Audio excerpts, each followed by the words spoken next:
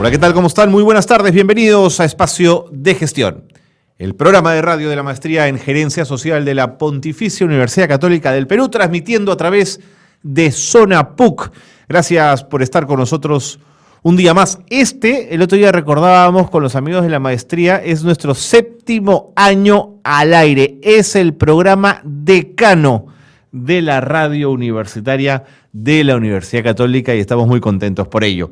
Hoy tenemos además como invitados a 2 exalumnos de la Maestría en Gerencia Social, hoy día magísters, porque vamos a hablar en relación a sus temas de investigación, a sus temas de tesis. Vamos a hablar con Óscar Pastor Paredes. Él trabajó el tema de la evaluación de la satisfacción de los servicios de agua y saneamiento urbano en el Perú. Es un especialista en saneamiento. Va a ser muy interesante poder conversar con él. Y luego hablaremos con Carlos Alfredo Centurión Agüero, que trató el tema de la importancia de los delegados comunitarios como un instrumento, una fortaleza que podrían tener los programas para empoderar diferentes luchas o diferentes problemas que hay que abordar en un contexto social. Estos van a ser los temas que vamos a acometer el día de hoy aquí en Espacio de Gestión. Los invito desde ya a que se queden con nosotros. Mi nombre es Carlos Cornejo. Bienvenidos. Muy bien, y tal como lo habíamos anunciado al inicio del programa, aquí en Espacio de Gestión nos gusta recibir a los magísters, a los graduados de la maestría, que además vienen a contarnos de sus proyectos y de sus investigaciones. Vamos a hablar de la evaluación de la satisfacción de los servicios de agua y saneamiento urbano en el Perú, menudo tema de la imposición de la oferta a escuchar la demanda. Óscar Andrés Pastor Paredes está con nosotros. Bienvenido. Óscar, gracias por acompañarnos. Muchas gracias. Un gusto tenerlo en el programa. Para todos. Antes de entrar en el fondo de la investigación, quisiéramos conocerlo un poco más, Óscar. ¿Cómo entró usted al mundo del saneamiento, al mundo del agua? ¿Cómo entró él a trabajar? Bueno, yo soy ingeniero de minas, esa es mi formación. Y a los 8 años de trabajar en minería, ingresé a ESAN a estudiar una maestría en administración y ahí regresé a trabajar en el agua. A medio trabajar estudié antropología y antes de terminar hice la maestría en gerencia social en la Católica. Luego regresé, y ya imaginarás la tesis que hice en antropología, y estoy ligado al agua desde el año 96, me parece. ¿Por qué? ¿Por qué el agua? En el caso mío es una casualidad. Porque yo llegué, recuerden, en el año 96 no había la cantidad de magíster que ahora tiene el país, seguramente. Es verdad.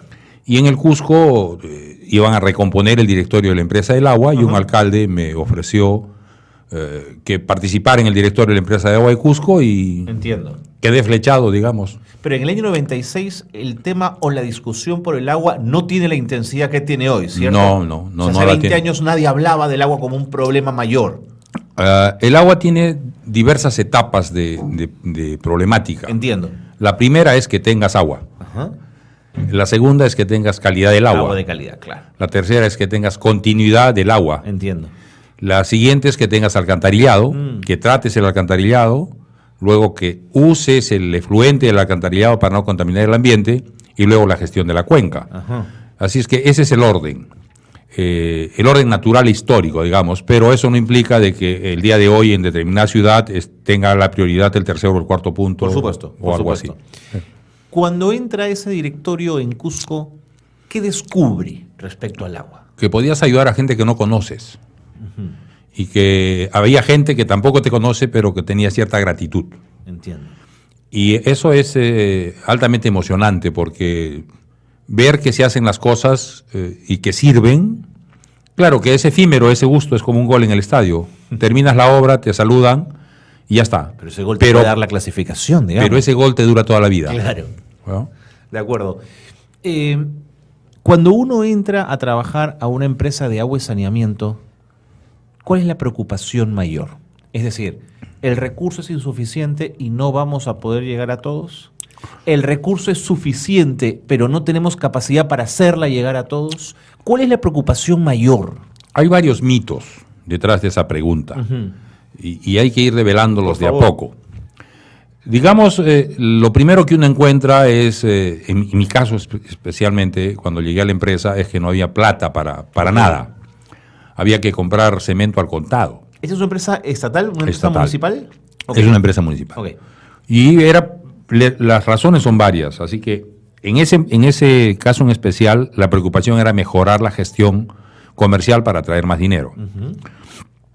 Cuando se logró eso, la segunda preocupación era mejorar las condiciones del agua, es decir, mayor continuidad, mayor calidad y después mayor cobertura, porque las inversiones son diferentes en órdenes de magnitud. Y deben ser muy grandes además. Son grandes en la medida que una inversión pretenda resolver un problema grande. Ajá. Pero el problema puntual no le trae mucha atención al que quisiera invertir grandes cosas. Entonces, es al revés. Mientras más pequeña la inversión, más cerca a la gente. Mientras más grande la inversión, más lejos de la gente. Así que... Interesante. Y claro, imagínate, vamos a hacer una represa para resolver el problema de cantidad de agua, la gente ni la ve. Sí, pues. Pero si vamos a hacer una inversión para que llegue el agua a tu casa, me vas a ver al día siguiente, ¿no? De acuerdo. Además, hacer la represa no garantiza que el agua llegue a tu casa. Digamos. Y además esa agua no va a llegar a tu casa, puede que venga de otra represa. De acuerdo. Entonces, en el Cusco había carencias de ese tipo y además eran 6 o 7 horas de continuidad de agua, así que había que traer agua y justo yo llegué al momento en que un proyecto estaba en la etapa final o por ahí. Así que tuve la satisfacción de hacer varias cosas a la vez. Y luego ya empiezas a profesionalizarte en el servicio de saneamiento. Una vez que resuelves el problema comercial, el problema de recursos, ves el problema de inversión, equipas a la empresa, le das tecnología, le ayudas a los trabajadores a mejorar sus condiciones. Tienes que buscar de rodearte de gente amiga que en las empresas abundan, que eso es lo que más digamos, lo que más me motiva es la cantidad de amigos que uno hace en las empresas de agua. Óscar, el dilema Estado versus privado para la administración del agua, ¿es el tema madre o nos hemos perdido en el camino de la discusión del agua? No te escuché muy bien, estaba tratando de hilar. El dilema relacionado con empresa pública de agua versus empresa privada de agua. ¿Nos hemos entrampado en esta falsa discusión o si es el problema de fondo? No creo que sea el problema de fondo, eso es otro de los mitos que hay que develar. Lo que estamos poniendo en juego es una frase célebre que dice, el agua cuando entra a la ciudad se vuelve mercancía. Ajá. Estamos hablando si el agua es un bien público o si el agua es un bien económico. Claro. Estamos hablando si el agua tiene que llegar a todos, no importa el costo, o si el agua tiene que generar utilidades. Si es un derecho y eso humano, si es un derecho humano, la toalla también sería derecho humano para alguien que esté en contra de eso, porque el agua sin toalla no tiene sentido y podemos ir al infinito. ¿No? Son derechos humanos, son derechos esenciales, vitales, políticos, sociales, económicos. Es decir, es cierto, yo creo que más allá de la calificación del agua, es la obligación de todo gobernante darle este servicio a la población. No importa el color del gobernante, porque el agua no cambia de color. Entonces, si la gestión del agua es una gestión privada o pública, es una decisión política. Y ese está bajo los hombros del gobernante de tomar la mejor decisión. De acuerdo. Por sobre esas diferencias, lo que debe primar es que el agua llegue a la gente. Llegue a la gente, y el Papa hace unos días, en el Día Mundial del Agua, hizo una exposición, creo que hace 2 semanas, en el que realmente 2 palabras te cambian la mirada del agua, ¿no? Siempre hemos escuchado el agua es vida, el agua es vida, el agua es vida, y nadie discute eso. Todas las empresas de agua del mundo utilizan ese eslogan. Y el Papa ha dicho el agua es vida si es que es segura y si es de calidad y es accesible. Entonces le he puesto 2 o 3 atributos más. Es vida, pero si no la tienes, no la es. Si no es accesible, no la es. Si no es segura, no la es. Entonces, esos atributos que las empresas de agua persiguen, no importa cómo llegue. Ho Chi Minh decía, no importa de qué color sea el gato, el hecho de que cace ratones. Claro. ¿No?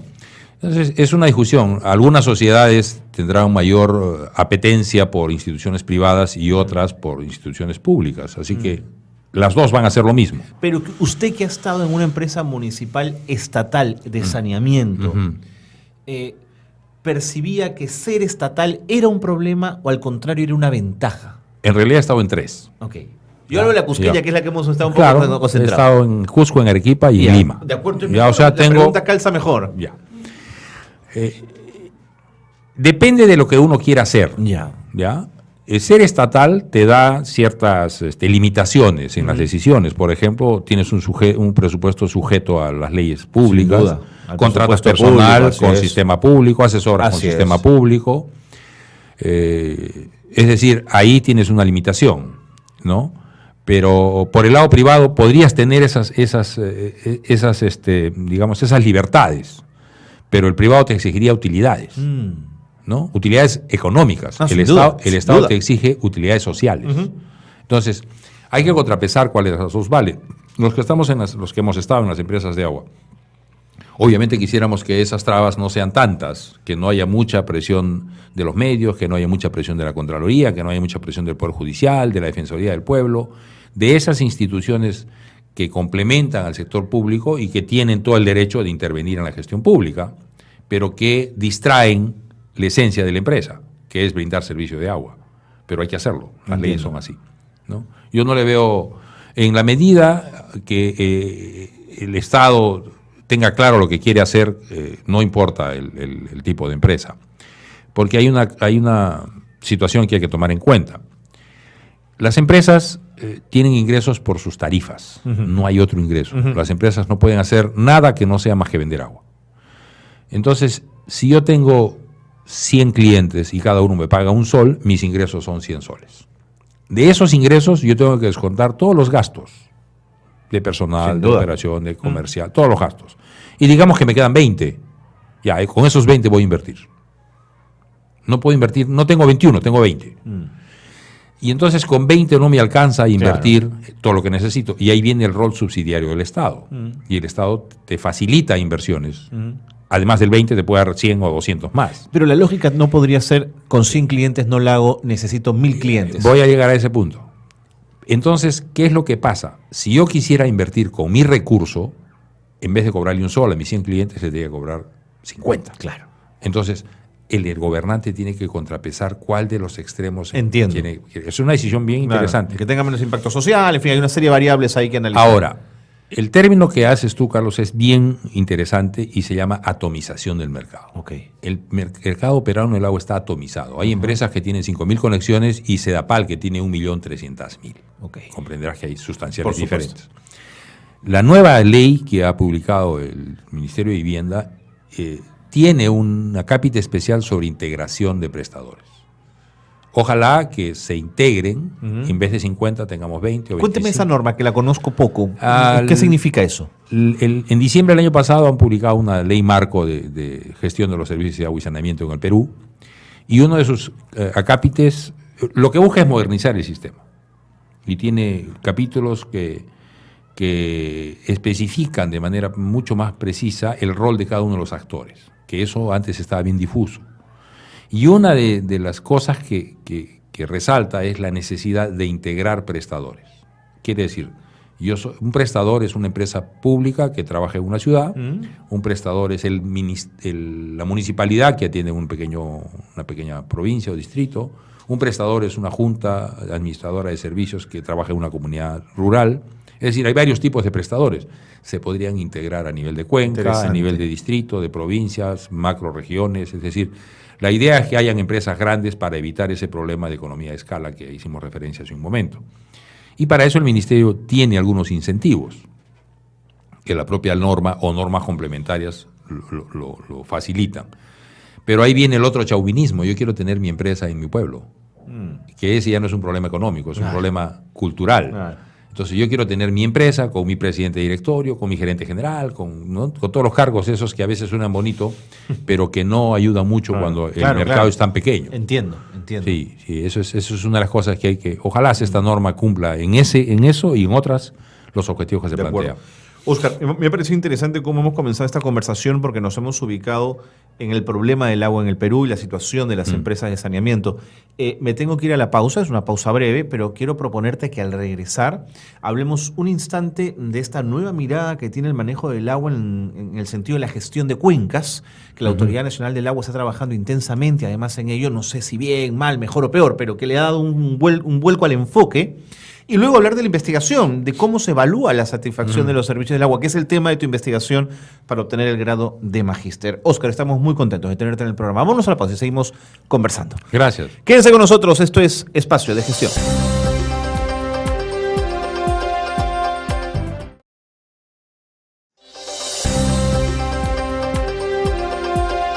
Bien, seguimos en Espacio de Gestión, el programa de radio de la Maestría en Gerencia Social de la Pontificia Universidad Católica del Perú. Estamos conversando con Óscar Pastor Paredes, él es magíster por la Maestría en Gerencia Social de la Universidad Católica y nos está contando del tema del agua, que es su especialidad, y del fondo de su investigación de magíster, que fue la evaluación de la satisfacción de los servicios de agua y saneamiento en el Perú. Vamos a ello, Óscar, vamos a abordar ese tema. ¿Qué significa un cliente satisfecho? Bueno, el marketing te dice por todos los medios que las empresas que tienen futuro son aquellas que tienen a sus clientes satisfechos. O sea, eso no hay duda, ya no podemos discutir. Un cliente satisfecho es aquel que confía en la empresa, que la quiere, la defiende, vuelve y está dispuesto a seguir lo que la empresa pretenda hacer. Ese es, en el caso del agua, hay una insatisfacción permanente en el Perú y que se traslada de familia en familia y que me parece que es injusta, porque está fundamentada en conceptos de transmisión verbal que no se condicen con lo que pasa en la realidad.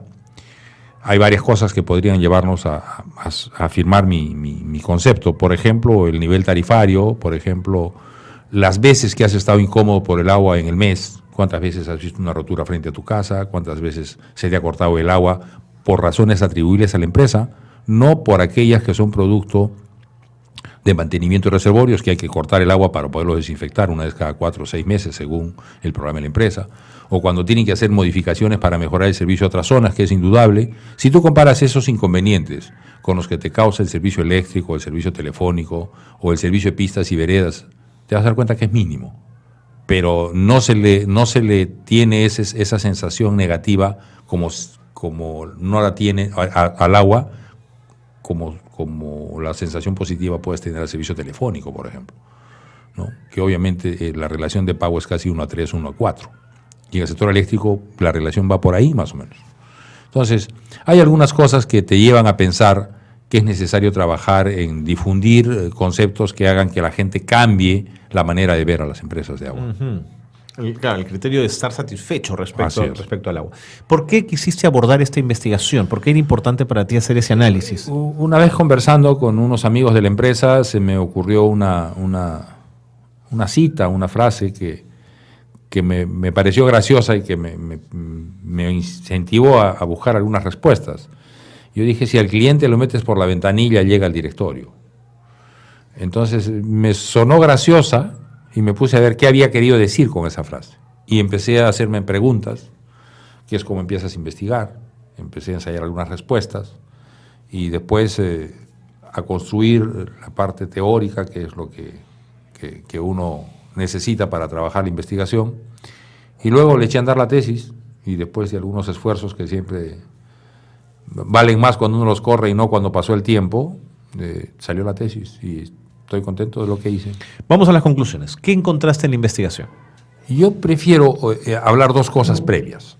La primera es que toda investigación no solamente busca resultados, sino busca un método para encontrar el resultado. Y la tesis ofrece un método para evaluar la satisfacción del cliente de servicios, de cualquier servicio, llámese educación, electricidad, agua, los servicios que tiene el peatón en los parques. Es decir, el modelo que se aplica ahí se puede aplicar para evaluar satisfacción en cualquier sector que brinde servicios. Entiendo. Ese es el primer aporte. El segundo aporte, que yo tuve la fortuna de estar en el Banco Mundial en esa época y hacer uso de unos estudios que veníamos haciendo en 5 ciudades del país. Y escogimos empresas de todo tipo, grandes, Sedapal, pequeñas, privadas, Tumbes, medianas, Cusco, Arequipa, en la sierra, en la costa, Cajamarca. Es decir, tratamos de cubrir un espectro nacional que valía la pena recordarlo.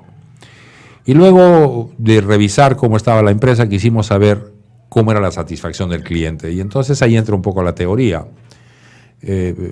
Hay unos investigadores hindúes, no recuerdo bien, Jargaparian, algo así, no recuerdo el nombre, ahorita lo puedo recordar, que postulan que la satisfacción es la relación entre la percepción y la expectativa. Uh-huh.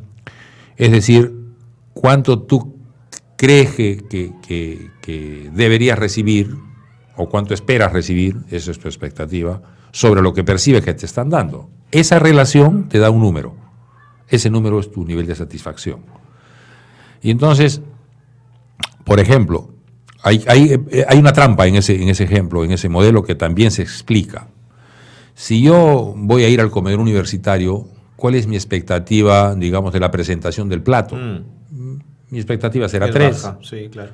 Y si voy y encuentro como 3, estoy satisfecho. Así es. Si voy a un restaurante, 5 tenedores, ¿cuál es mi expectativa de la presentación del plato? 6. Si lo encuentro 6, estoy satisfecho. En los dos casos estoy satisfecho. Entonces habría que buscar preguntas que me digan o aspectos de la investigación para saber en dónde tiene expectativas el cliente. Okay. Y luego saberlas redactar, saberlas agrupar y evaluar cuál es la expectativa que tiene en relación a una variable y cuál es la percepción de esa expectativa. Pero entendiéndote, lo que estabas buscando era un instrumento de medición de satisfacción. Así es. Okay. Ya. ¿Y qué encontraste?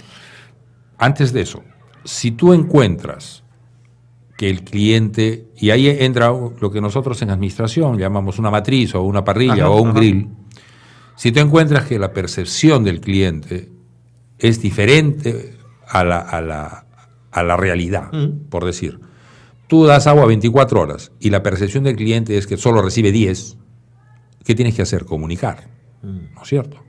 Si el cliente percibe que tiene 10 horas y realmente le das 10, lo que tienes que hacer es ampliar. Y empiezas a ubicar las respuestas en una parrilla que te permite tomar decisiones. Por lo tanto, la satisfacción no es para saber cómo estás, es para tomar decisiones, para mejorar lo que encontraste. Sin duda. Entonces, la metodología dice que tú tienes que encontrar algunos capítulos en el instrumento de investigación que te permitan conocer algo. Digamos, cómo están los locales en donde recibes al cliente, cómo están la gente que trabaja en esos locales, dónde hay contacto con el cliente y cómo es el contacto, qué instrumentos tienes, qué servicio das, en qué condiciones. Es decir, tratar de armar un set de componentes del instrumento que te permitan entender dónde podría estar más o menos la satisfacción del cliente. Y entonces, cuando tú determinas la percepción del cliente, tienes que cambiársela con medidas locales. Esa fue una de las primeras conclusiones que dije. Y las expectativas del cliente son con medidas nacionales. Porque la percepción, la percepción es más localista. Entiendo. En cambio, la satisfacción es más estructural. Okay. Yo quiero 24 horas de agua. Esa es una expectativa más estructural que respondería a una política nacional. Okay. En cambio, el local no está iluminado. Esa es una decisión local. Entiendo. Entonces, esa fue una de las primeras cosas que me llamó la atención. Lo otro que me llamó la atención es la facilidad con la que la gente quiere participar en este tipo de investigaciones. No tuvimos ningún problema. Todos quieren dar opinión. Todos quieren dar opinión. Hicimos en estas 5 ciudades, tengo aquí la tesis y gracias por habérmela hecho buscar después de un tiempo. No recuerdo los números, pero creo que hicimos más de 1.500 encuestas. ¿Qué me estás contando? Hicimos como algo de 30 o 60 focus group, no recuerdo. Ya. Hicimos como 50 entrevistas de profundidad. Investigamos a las 5 empresas para verificar la percepción con la realidad. ¿Cuáles son las ciudades investigadas? Arequipa, Cusco, Lima, Tumbes y Cajamarca. Okay. Y entonces, lo primero que vimos en los focus group es la forma en que la gente grafica su realidad. Y focus por nivel socioeconómico, por características de la empresa. Bien acotado. Entonces, esa fue mi primera satisfacción. Ver que la gente quiere ser escuchada. Okay. Quiere ser escuchada. Porque quizás lo que espera es que con su opinión haya un cambio. ¿O es que quiere simplemente hacer catarsis? Creo que hay de las dos. Okay. Pero la obligación nuestra es escucharlos para resolver. Seguro. Eso fue lo primero. Lo segundo es que no es difícil que las empresas desarrollen contacto de esta naturaleza con la sociedad. Y luego vienen ya datos que pueden variar en el tiempo, pero que te dan algún nivel de información, porque como tú sabes mejor que yo, los resultados de una encuesta son válidos para ese momento. Claro. Al día siguiente Ya vino el fenómeno del niño, claro, y sabe Dios. Pero hay 2 datos que los hemos usado hace poco en la política nacional de saneamiento y en el plan, en que la percepción negativa de las empresas de parte de la población es alta. Es alta. Es alta. Y la percepción negativa de la gente que no tiene servicio es mucho más alta, ¿no? Entonces tienes un cliente amargado, un prospecto de cliente amargado que cuando llega a tu empresa ya confirma su amargura. Entonces tú no puedes hacer nada para que uno que no tiene agua en su casa sea feliz. Ya de partida tienes estás cuesta arriba, ¿no? Y más allá de alguna discrepancia personal, ¿percibías que la amargura de la mayoría tenía sentido? ¿Tenía un sustento real de lo que estaba ocurriendo? Aquí mi respuesta es muy subjetiva porque yo formaba parte de las empresas. Ajá. En algunos casos seguro que la tenía, pero yo me hacía algunas preguntas. Todo servicio se debe pagar. Y para que tú pagues lo tienes que querer, y para querer tiene que ser bueno. ¿Y dónde rompemos el nudo?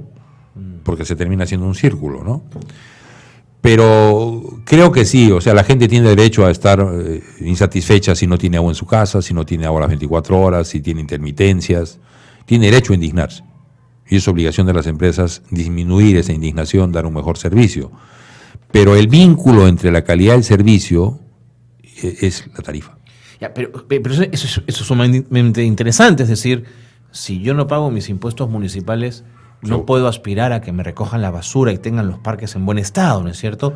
En el caso de las entrevistas que ustedes hicieron, la gente era consciente que lo que pagaban no iba a generar o iba a impactar en un servicio de mayor calidad. Por clase social, por niveles socioeconómicos, sí había mayor conciencia en los que tienen mayores recursos. Okay. En las clases, y curiosamente había mayor conciencia en los que no tienen agua. Es decir, quienes están dispuestos a asumir tarifas altas son los que tienen altos recursos económicos y los que no tienen agua. Claro. O sea, esa fue otra de las respuestas que obtuvimos y creo que se va a mantener en el tiempo, ¿no? Ajá. Y que tiene sentido, digamos, ¿no? Digamos que sí. Sí, digamos que sí. Digamos, muy poco se conoce quién es el responsable del servicio. Generalmente lo personifican. Creen que yo no tengo agua en Huancavelica porque el presidente de la República es malo. Okay. ¿No? O en el extremo, creen que frente a mi casa hay una tapa de buzón que no la ponen hace años porque el gerente general es un inútil. Entonces, hay esas distorsiones que también... Y recuerda que el prestigio de la empresa se personifica en el gerente general. Entonces, en las localidades pequeñas hay que desprestigiarlo al gerente general para hacerla débil a la empresa. Okay. Y el desprestigio sale, este gerente inútil, porque no puede resolver un problema de atoro que esté en la esquina de mi casa. Entiendo. Y el gerente nunca va a ir a resolverlo, no es su función. Entiendo. Esa matriz, ese instrumento que ustedes trabajaron, que se gestó a partir de todo esto que nos estás contando, ¿lo has podido aplicar? ¿Sabes? En Arequipa sí. ¿Qué resultados dio? En Arequipa hay un alto nivel de compromiso con la empresa. Hay bajas tasas de morosidad. En Arequipa cambiaron el logo gracias a las conclusiones del estudio, porque el estudio decía que el agua es el agua natural, el agua como producto que no se reconoce, nadie todavía lo tiene claro que hay un proceso productivo, que entran ingenieros, entran equipos, entran máquinas, entran insumos. ¿La gente que cree que el agua baja del río a su caño? Exactamente, ese es el agua como producto. O sea, hay un proceso productivo. ¿Ya? Y el otro es el agua como servicio, porque agua hay, pero yo te la llevo a tu casa. Claro. Entonces, el agua como natural, el agua como producto y el agua como servicio son tres momentos en el que tienes que intervenir de diferente forma. Y bueno, y CEDAPAR, yo ya no estaba, pero cambió su logo teniendo en cuenta estos criterios y lo vieron bien bonito. De acuerdo. Me quedan 30 segundos. Óscar, una pregunta final. El manejo de cuencas para un mejor manejo del agua, digamos, me queda muy claro en temas agrícolas, en temas de microeconomías que pueden aglutinarse en relación a la cuenca. Pero en relación al agua y saneamiento, ¿tiene sentido pensar en cuenca? Bueno, el Banco Mundial hace pocos años está difundiendo un concepto que tiene las siglas de el agua es salud, el agua es agricultura y el agua es energía o economía. Okay. Entonces está tratando de juntar las tres dimensiones en una sola para decir, oye, por si acaso no pueden ser separadas. Entiendo.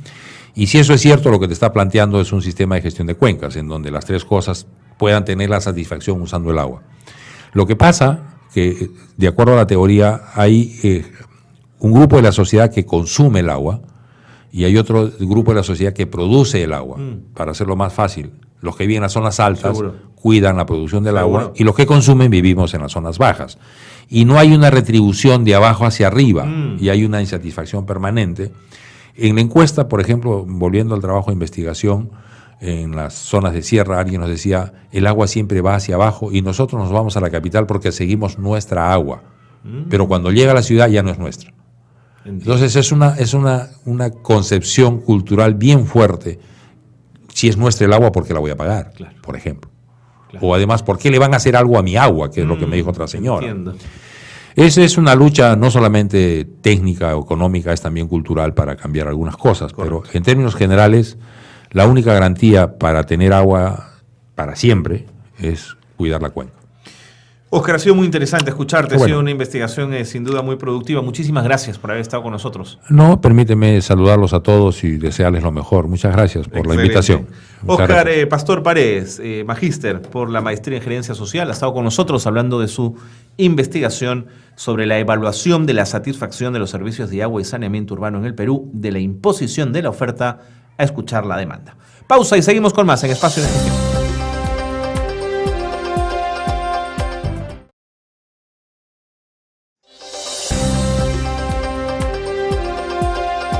Bien, seguimos en Espacio de Gestión, seguimos recibiendo y además con mucho gusto a exalumnos de la maestría en Gerencia Social que ya terminaron la maestría, que son magísters y que para conseguirlo han terminado, por supuesto, un trabajo de investigación importante, como el que vamos a hablar, como del que vamos a hablar ahora, los delegados comunitarios, experiencia de su empoderamiento en la lucha contra el VIH-Sida en el Perú, periodo 2007-2012.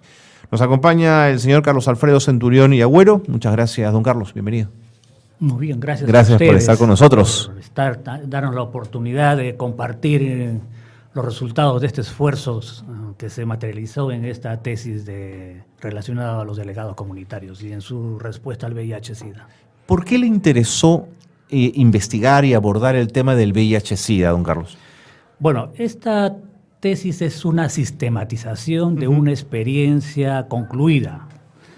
Como tal, mirándolo desde de la ciencia, digamos, de la gerencia social, la sistematización de una experiencia tiene como particularidad que es la reconstrucción de los procesos que se han dado durante, en este caso, 4 años, que corresponde a la 6ª ronda del Fondo Mundial. Para entendernos, una ronda es una licitación internacional que hace el Fondo Mundial, al cual Perú se presenta. En este caso, CARE Perú es la institución que es seleccionada como receptora principal para que conjuntamente con otras instituciones del sector público forman una entidad multisectorial que se denomina CONAMUSA, que en buena cuenta viene a ser, para decirlo en términos sencillos, la propietaria del proyecto, y CARE Perú es el ejecutor. El ejecutor, ok. Entonces, nosotros, cuando digo nosotros, es porque esta tesis la trabajamos conjuntamente con la doctora Virginia Bafigo de Pinillos. Mire. Y ella era la coordinadora nacional de este proyecto, y yo era el responsable de programas. Los dos habíamos terminado nuestra maestría de gerencia social hace algunos años y encontramos el material importante. Entonces, en buena cuenta, la respuesta directa es porque teníamos la oportunidad de poder relevar un tema muy específico dentro de la lucha contra el VIH. ¿Cuál es? La participación de los, llamémoslo así, agentes comunitarios, que en todo caso son personas afectadas por el VIH o vulnerables al VIH, dentro de un programa muy importante y muy trascendental en la salud pública peruana. Es decir, para decirlo en términos ya de gerencia social, poner en valor lo que es el capital social de las personas afectadas o vulnerables al VIH. Entiendo. Entonces ese es el contexto que los aproxima a esta investigación. Así es. De acuerdo. ¿Cómo comienzan el trabajo de investigación? Bueno, el trabajo de investigación tiene una particularidad, que es hecha a personas que, igual como en cualquier otra investigación, uno requiere tener, digamos, una autorización. Estamos hablando, hemos hecho el trabajo con 10 delegados comunitarios que a su vez pertenecían a 10 proyectos de respuesta al VIH dentro de nuestro programa. Y por su misma condición de personas afectadas por VIH o vulnerables al VIH, se requería una autorización específica. Entiendo. Las exigencias de la ética de la investigación en este caso son extremas y por lo tanto nos dieron toda la confianza, toda la apertura e inclusive estuvimos autorizados para incluir sus nombres y apellidos, su identidad concreta, nominal en la tesis.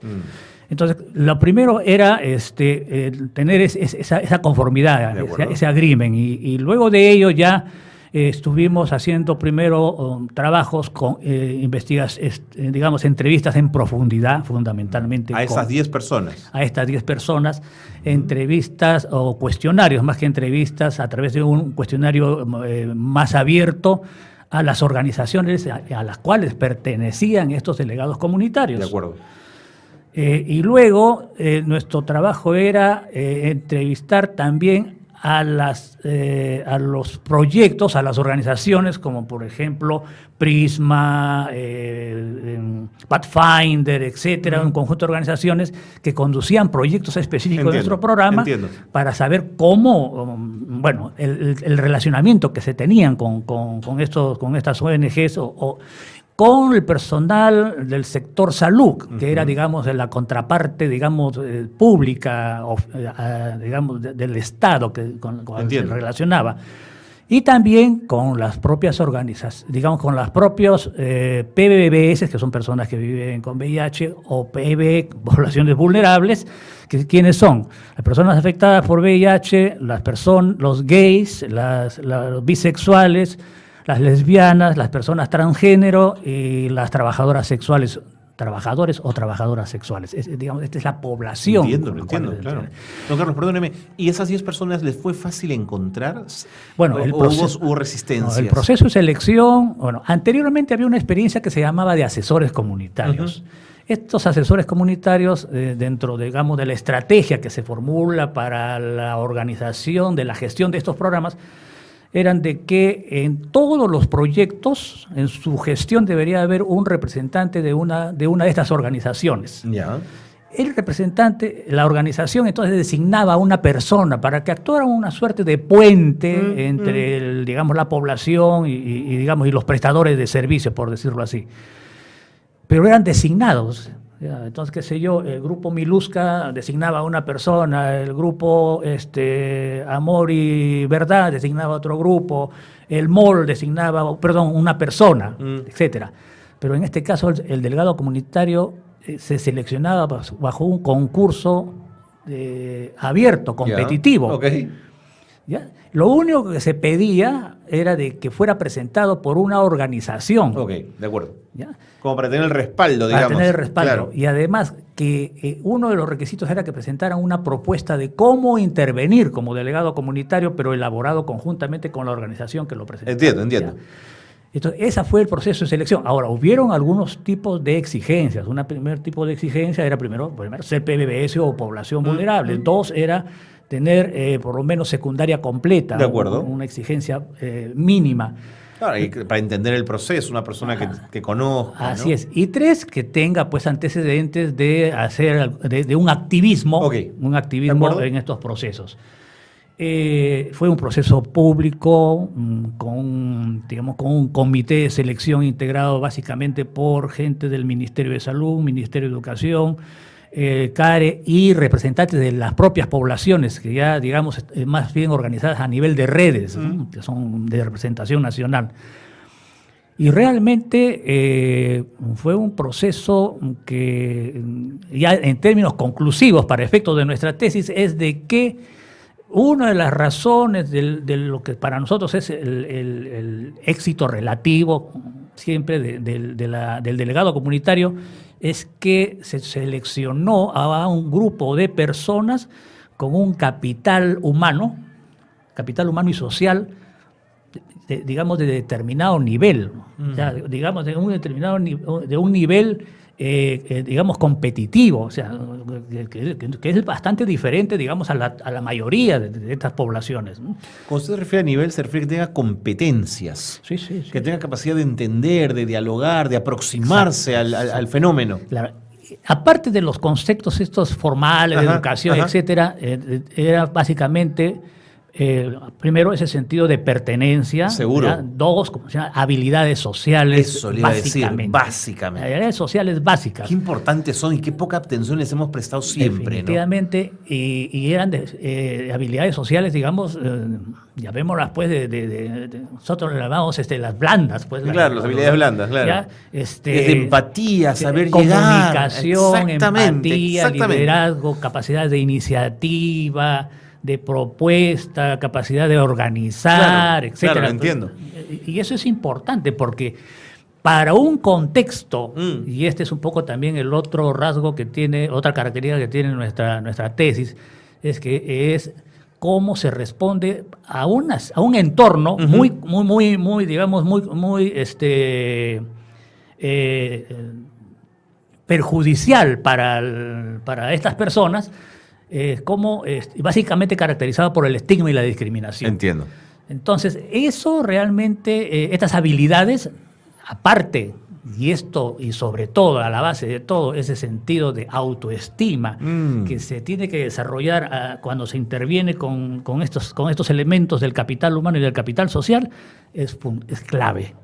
Es clave para que se puedan desarrollar luego estas habilidades sociales o se puedan retroalimentar estas habilidades sociales, o sea, el autoconcepto. Nuestro principal enemigo, y ahí entrándole ya no solo al tema de los delegados comunitarios, sino digamos, a estas poblaciones, es la autoestigma y la autodiscriminación. Autoestigma. Claro. Porque bueno, el estigma viene de fuera, pero cuando el autoestigma es cuando ya la propia persona, sea por su propio entorno, básicamente familiar, que es señalado, que es acusado. Claro, se siente como que tiene razón que lo discriminen, que lo estigmaticen, que lo segreguen, etcétera.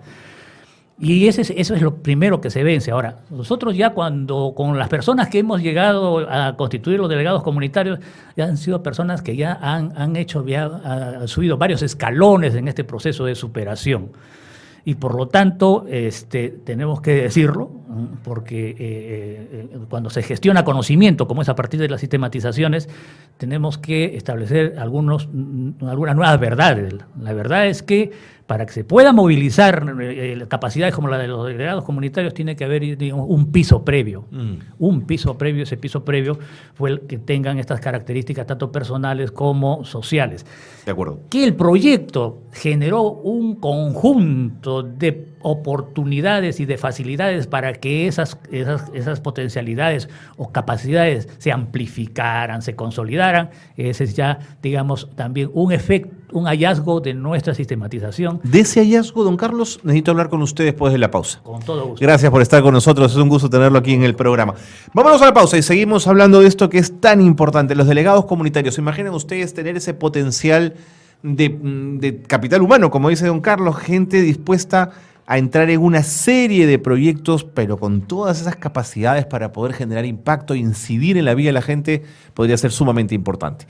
Venimos después de la pausa en Espacio de Gestión. Quédense con nosotros.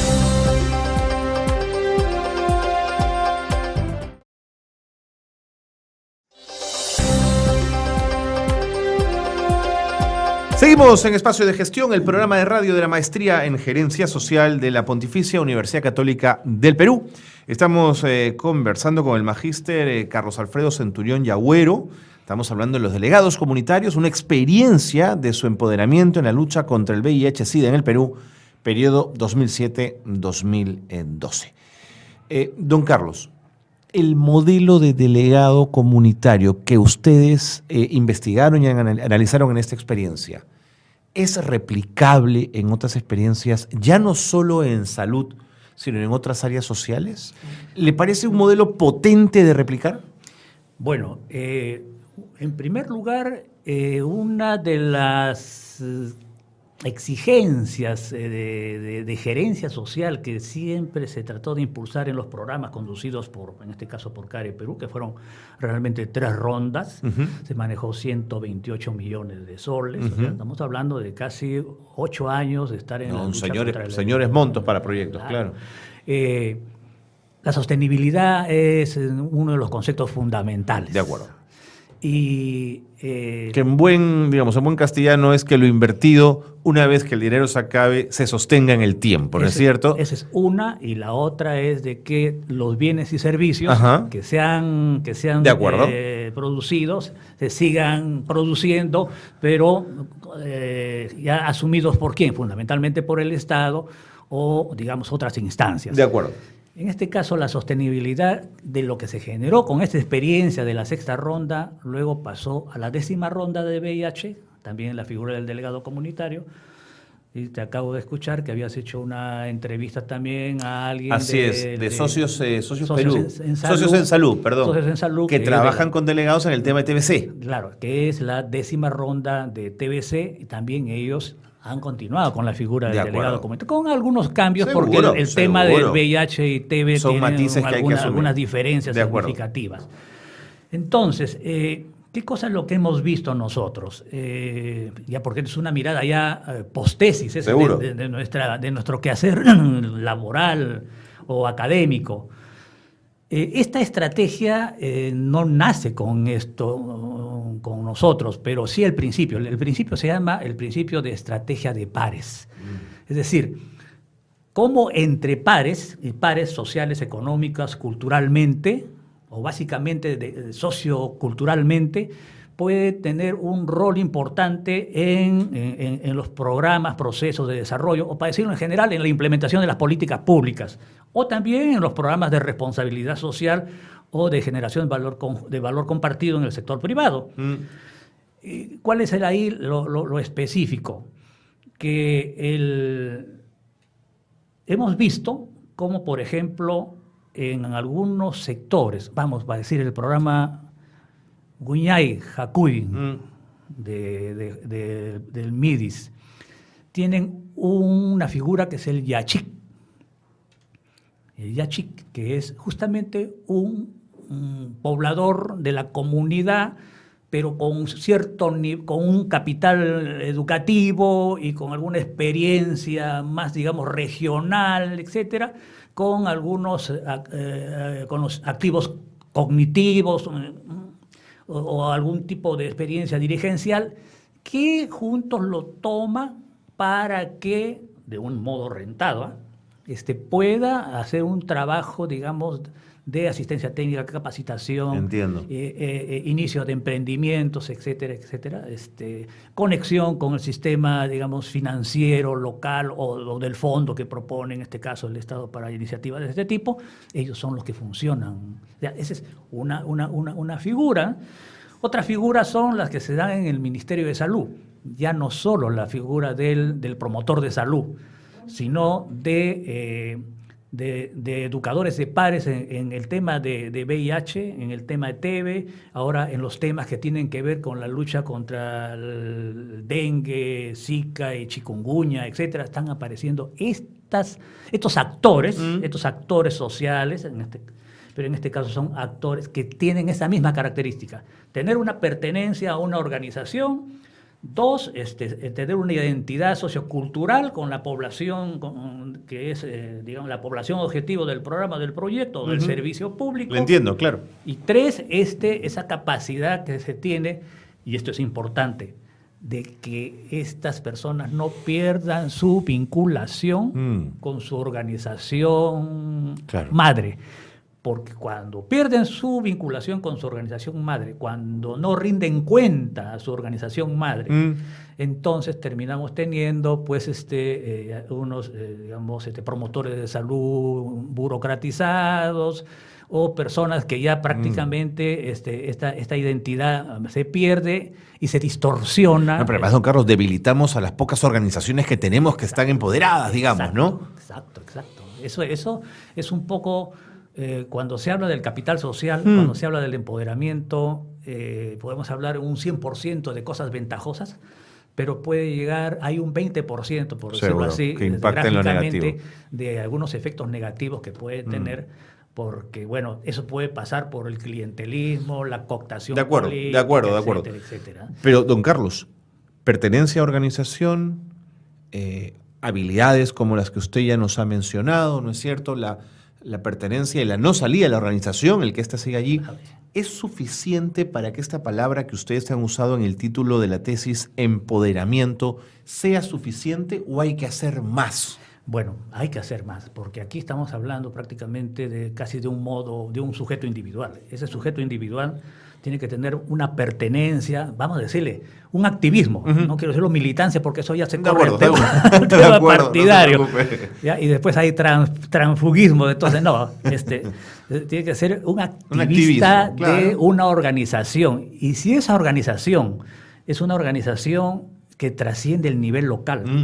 Mire, una de los logros que se tiene de este programa, de la sexta ronda, y de la acción del delegado comunitario, es que las organizaciones comenzaron a fortalecerse, las organizaciones de base, y luego comenzaron a fortalecerse las redes de nivel provincial, luego las de nivel regional, y luego comenzó a abrirse una pertenencia ya no solo entre ellos, entre PBBS, o poblaciones vulnerables, sino también se promovió, y aquí es el otro concepto, de que quienes tienen la capacidad política o la capacidad económica, tienen que crear un marco apropiado. Y el marco apropiado era, bueno, señores, es mandatorio que en las comisiones regionales multisectoriales de lucha contra el VIH-Sida estén presentes los representantes de las organizaciones de PBBS o de poblaciones vulnerables. Entonces tenían que estar ahí. Yeah. En la formulación de los planes tienen que intervenir ellos.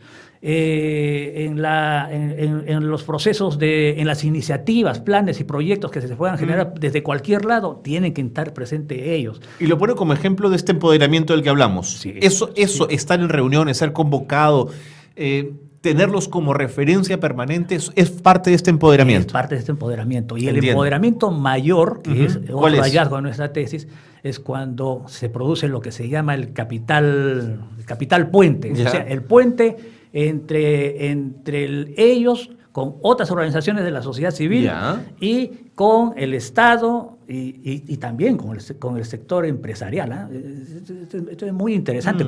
Es un gran articulador, entonces. Sí. Es un proceso de articulación muy importante que, digamos, el ejemplo se lo pongo con lo que se genera, a propósito de la expresión, se llama instancia articuladora macrorregional norte de poblaciones de organizaciones de PBS y poblaciones vulnerables. Se generó ese año, durante el último año de nuestro programa. Bueno, eso también nos lleva a tener una cuestión. Esto se sigue manteniendo, pero los lazos son débiles porque no ha habido en las rondas de VIH posteriores, digamos, recursos que ayuden a sostener esto.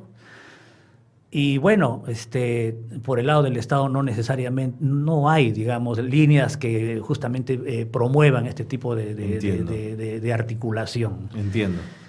¿Cómo podemos tener ejércitos de delegados comunitarios, don Carlos? Cuando se convierte en una política pública, que uno de los instrumentos de participación social sean actores, llamémoslo delegados comunitarios o como lo llamemos, pero que tengan este nivel de empoderamiento y que tengan también estos activos básicos. Estos activos básicos que vienen de su capital social con el cual ellos llegan, con esos activos básicos del capital social con los que ellos llegan, y toda una estrategia de desarrollo de capacidades. Y básicamente en aquellas capacidades que le permitan, miren, dos cosas. Uno, seguir fortaleciendo su capital humano, vale decir, de los 10 delegados comunitarios que hemos estudiado, que eran los 10 que teníamos, 9 no eran profesionales y terminaron su proceso durante los 4 años que duró la ronda, 3 profesionales, 4 bachilleres, y otros siguieron más bien carreras técnicas, o digamos técnicas, más vinculados al tema de salud, de técnicos de enfermería, técnicos en comunicación, etcétera, pero llegaron a desarrollar. Entonces, y que como en algún momento hasta hemos tenido una candidata al Congreso de la República con muy buenas perspectivas. Sido revolucionario, ¿no es cierto? Entonces, eso es clave para nosotros. Lo entiendo. ¿Sienten ustedes que este modelo, que esta investigación y los resultados obtenidos han sido tomados en cuenta por los actores en salud, los importantes, o todavía no han hecho suyas las recomendaciones? Bueno, esa es una de las constataciones. Nuestra tesis termina con lecciones aprendidas. Uh-huh. Y la gran lección aprendida no se ha institucionalizado. Entiendo. Ha seguido, y entre tanto, sigan los programas financiados por el Fondo Mundial, porque sí el Fondo Mundial lo ha institucionalizado. Uh-huh. O sea, como condicionalidad, el Fondo Mundial sigue transfiriendo recursos, ¿no? Siempre y cuando esta figura se mantenga. Claro. Pero la pregunta es, y ya ocurrió en el caso de VIH, o sea, nosotros ya no tenemos ronda ya de VIH prácticamente. Entonces, los delegados comunitarios están, digamos, en otras cosas, felizmente ejerciendo ya con mejores condiciones su ciudadanía social, política, hasta económica, ¿no? Don Carlos, el tiempo voló. Me quedaría un rato largo conversando con usted, pero quiero agradecerle muchísimo que nos haya acompañado, que nos haya contado esta historia y este magnífico trabajo lo hayamos podido compartir en este espacio. Muchísimas gracias. Gracias a ustedes. Y felicitándolos porque sigan ustedes contribuyendo a que las políticas públicas y particularmente las sociales se sigan mirando con este enfoque de gerencia social. Muchas gracias, don Carlos. Don Carlos Alfredo Centurión y Agüero ha estado con nosotros, magíster por la maestría en gerencia social, contándonos de su tesis de grado. Una tesis muy interesante que trata sobre los delegados comunitarios, experiencia de su empoderamiento en la lucha contra el VIH-Sida en el Perú, periodo 2007-2012. Con esto le ponemos punto final al programa de hoy. Gracias por habernos acompañado. Gracias por estar siempre en Espacio de Gestión. Muy buenas tardes.